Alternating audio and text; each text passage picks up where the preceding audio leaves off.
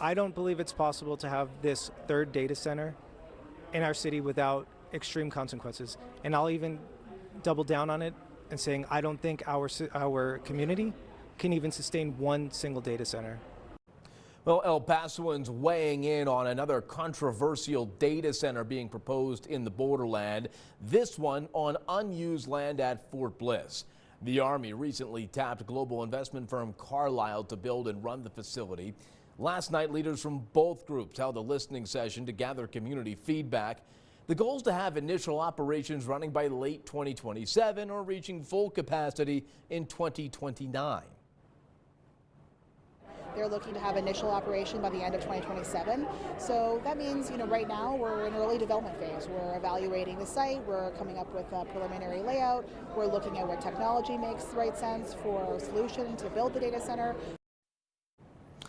The facility would be built on unused Fort Bliss land near East El Paso, right off Montana Avenue and Loop 375. Officials say Carlyle will fully fund construction.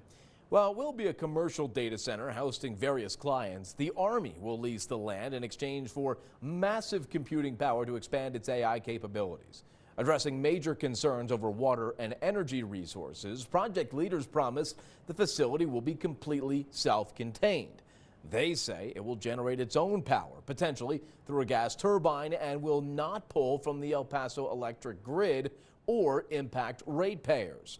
They also proposed a closed-loop water system designed to be at least net neutral, meaning that it would avoid using El Paso's clean water. The site is slated to start at 100 megawatts of computing power and then eventually ramping up to 3 gigawatts of power at full capacity.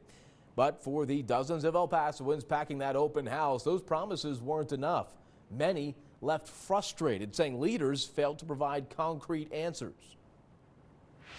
It was a lot of that. It was just like, oh, we're still doing the impact studies and this and that.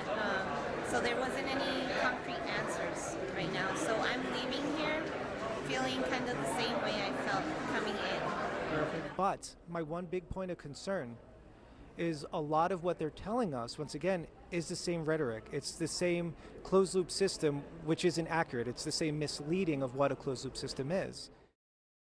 Well, officials say in the coming months, their main priority is completing a full economic impact study to see exactly how this is going to affect the community. And remember, you can always stay up to date with our latest stories and all the latest weather conditions over on our free KTSM 9 News app.